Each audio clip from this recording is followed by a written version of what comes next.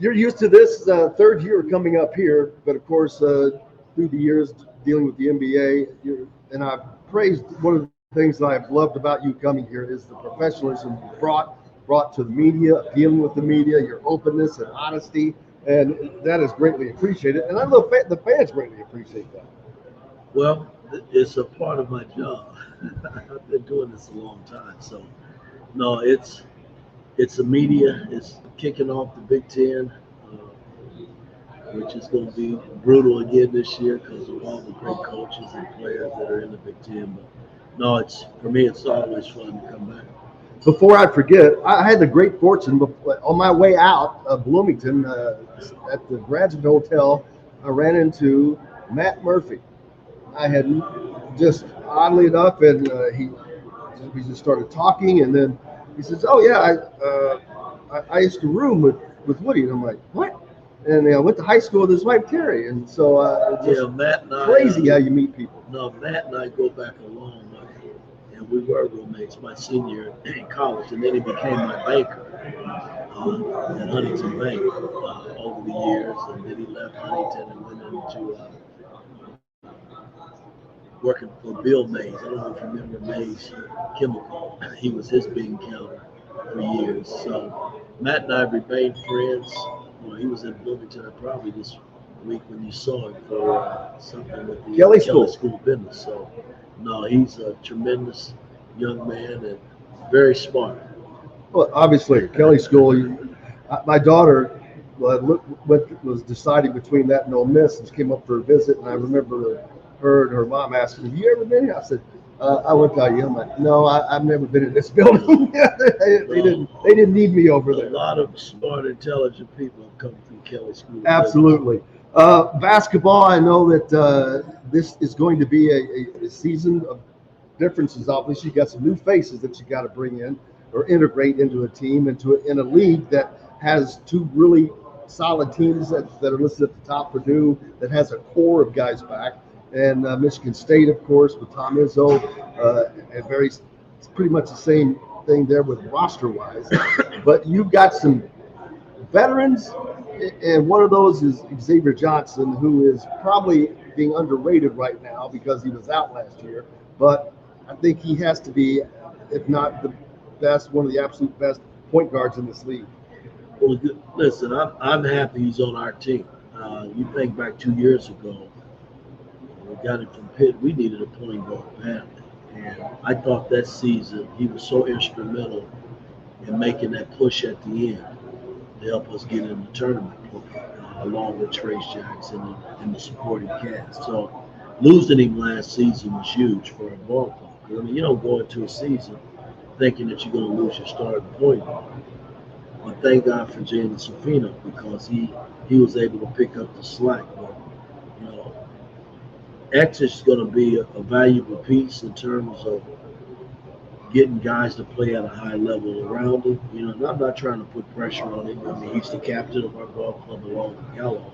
So there's a lot of that's expected of him from me as the coach. So he and I, we talk, and he kind of knows where I am based on the fact that we got so many new faces. We got to make sure that everybody's on board.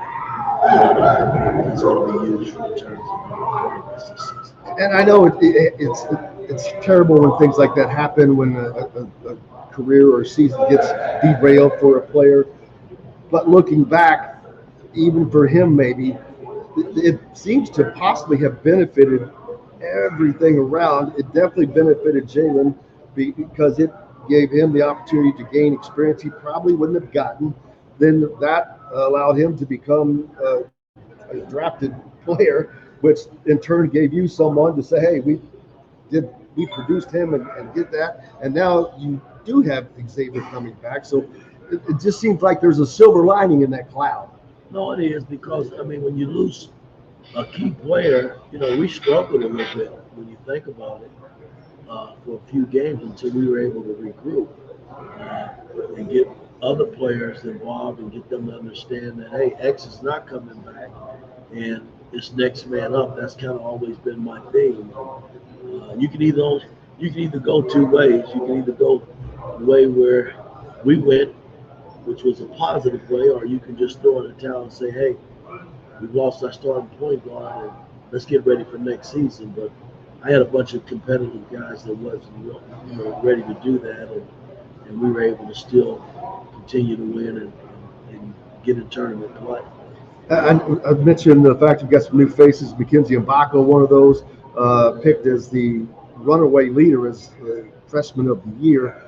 His importance is obviously can't be understated. Kel'el Ware, who you get from Oregon after he was kind of knocked around as not his motor not being where it needed to be. And I was just talking to Michael Nislake, and I said, there's probably not a better place for him to come than to be under Mike Woodson, because he'll give you that fatherly figure advice and a kick in the ass if you need it. And which is not saying that he needs that now, because all of us were immature in different areas. Maybe that was just an immature period for him. Maybe he was called out wrong. But either way, I think it's a very beneficial thing for him to be under someone like you, who has had the experience of dealing with the guys, whether it's in the NBA or in the college level. Well, I call kicking in the ass coaching. That's all I call it.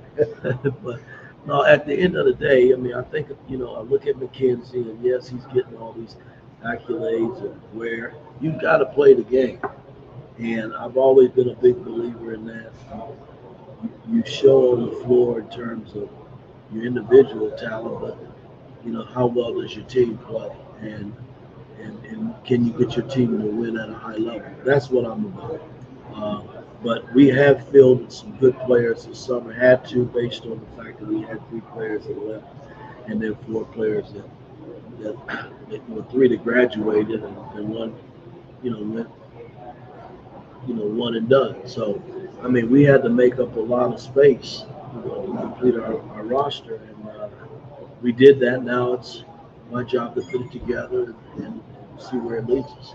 And I've talked a lot about, with Trace Jackson Davis gone, the offense last year was definitely geared in that mode, but that is not, it seems, where you're really wanting to go. But you deal, as a coach, you deal with the personnel you have, and now that you've been able to get personnel to do different things, whether it's Mackenzie Mbako, Kel'el Ware, you already have Malik Renew, you've got you've got Trey Galloway, who I don't think that his importance can be stated as much as what he's going to mean to this team.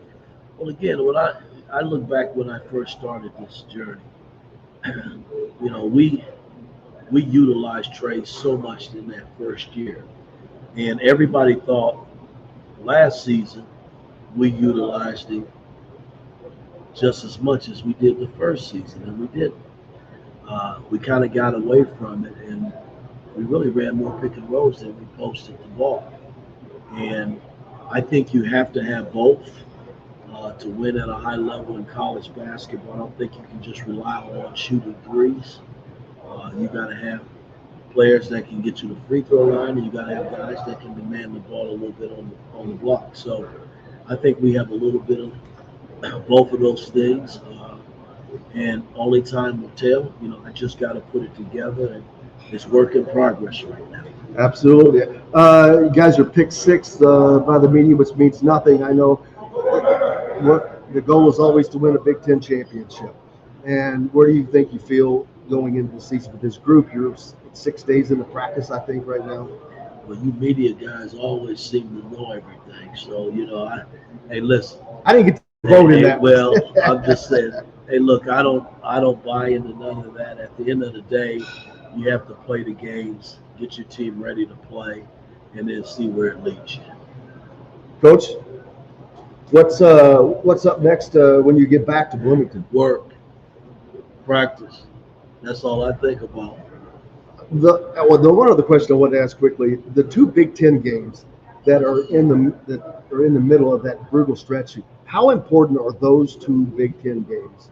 Because I know they're early, but getting wins in the league is critical. Let me just say this: when you change your roster and you add so many pieces, every game is important. Not just the Big Ten game. Every game. I treat practice And every game coming into this season is important. I don't care who you play, because you can be beaten by anybody if you don't come ready to play. So, Big Ten is what it is.